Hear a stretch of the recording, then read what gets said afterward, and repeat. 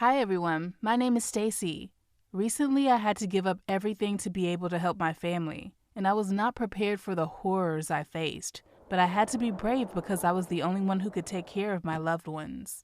I was 22 years old and had a wonderful life as a student.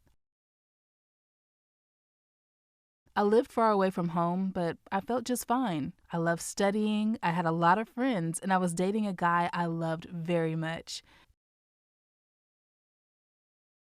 Yes, sometimes I missed home and my younger sisters, but otherwise everything was just perfect. One day my mother said that she wanted to get the whole family together for her birthday party, and she really wanted to see me. How could I refuse? So I packed a few things and went home. I thought I was only going to be there for a couple of days, but it turned out I was never going to go back to my college.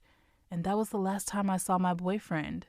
But first things first, I was very glad to be back in the house where I had grown up, back in my room where nothing had changed, and I was especially happy to hug my little sisters. They were the sweetest girls in the world. Then it was my mother's birthday, and there were a lot of guests in our house. All of our relatives and friends loved my mother because she was the most positive person in the world, and she knew how to create happiness all around. But after the party, her mood changed. It was in the evening, all the guests had left, and the girls were asleep. I was helping my mom clean, and we started talking about my dad. My mother asked me if it was hard to accept his death and how I handled it. Yes, my father died when I was 12 years old, and it was a heavy blow.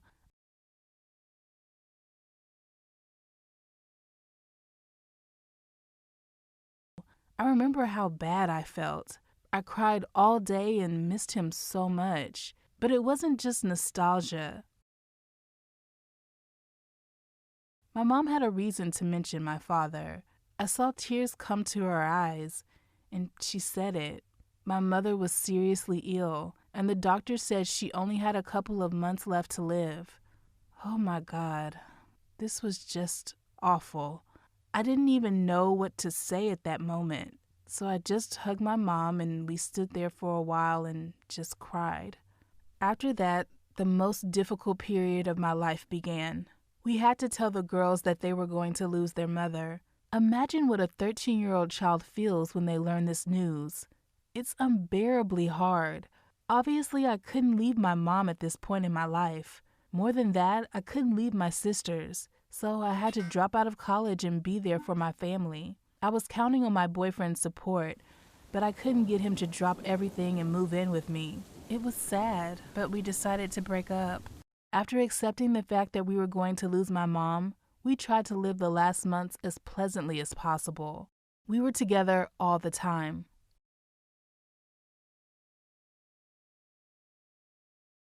We walked, had fun, and even went on a trip. Then we spent the last couple of weeks of her life in the hospital.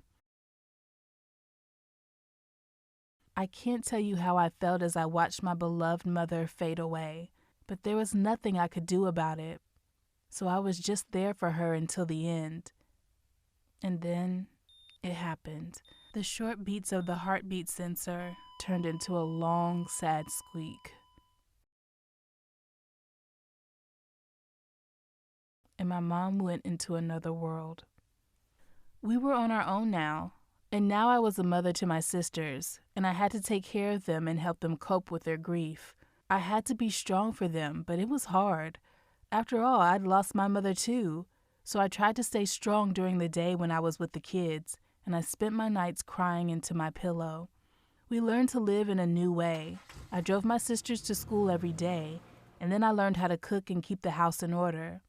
At some point, it became easier for us, and we realized that we could cope with everything and continue to live on. But the savings my mother had left was melting before my eyes, and I knew I had to find a job to support our family. But the thing is, I didn't finish my education, and I had a hard time finding a job. No one wanted to hire an employee without a degree, even though I left college for a good reason. One day I realized that I needed any job just to get some money, and I saw an ad for a housekeeper. It was weird because this work offered a lot of money.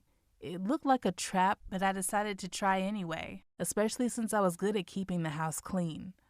When I got to the interview, I understood why the promised salary was so big. It was a huge house in a very fancy neighborhood, The owner, Mark, was a solid businessman, and he was willing to pay this money to the housekeeper. I guess he liked me because I started working the very next day, and I have to say it was a strange job because the house already had a lot of staff to keep it clean, but it was just perfect for me. Every morning I drove the girls to school, then drove to work, and I was free at 3 o'clock in the afternoon, so I could earn money and pay a lot of attention to my sisters.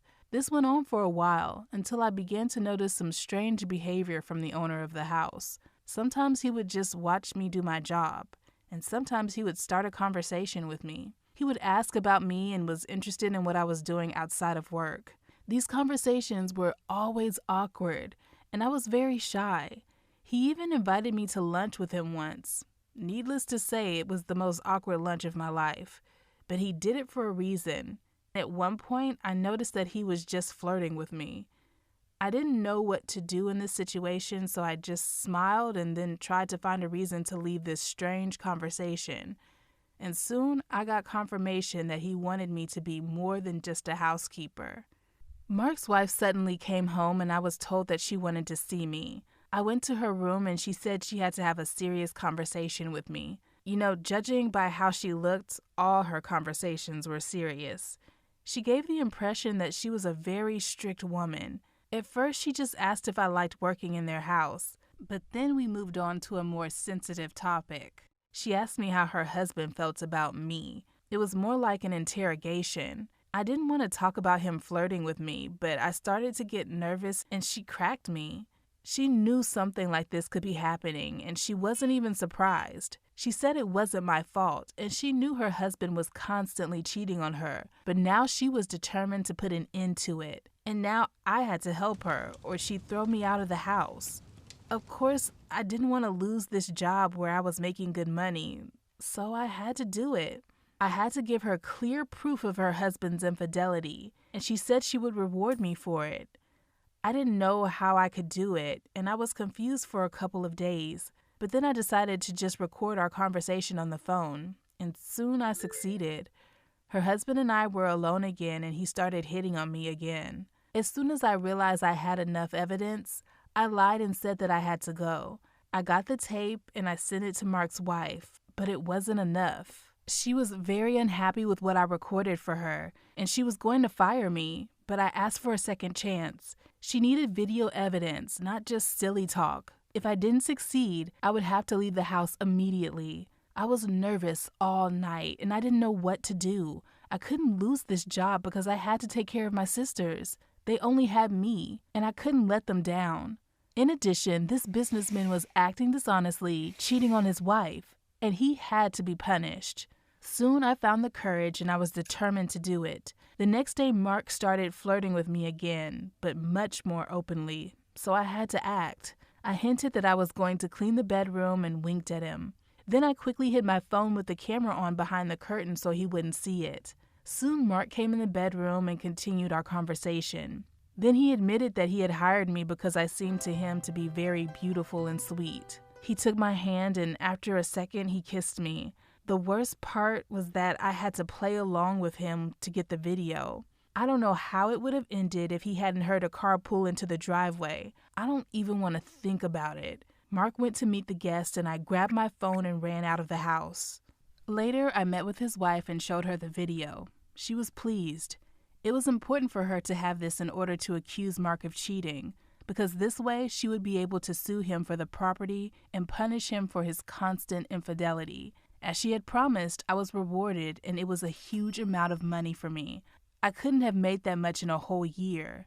It was probably a small part of what she was going to take from her husband. She said she could get me a job as a housekeeper for some of her friends, but I refused. I don't think I could forget this horror that happened to me, so I didn't want to work for people like that anymore, and you never know what could happen in another house. Then I came up with another plan. With the money I got, I could arrange to move to another city and continue my studies. Plus, I could rent out the house we used to live in and make an income. It would be the fresh start that our family needs so badly. It may be hard for us, but everything that happened to me made me realize that I would do anything to help my sisters. What would you do for your family? And what do you think about me setting Mark up? Was that fair? Write what you think in the comments and be sure to share this story with your friends.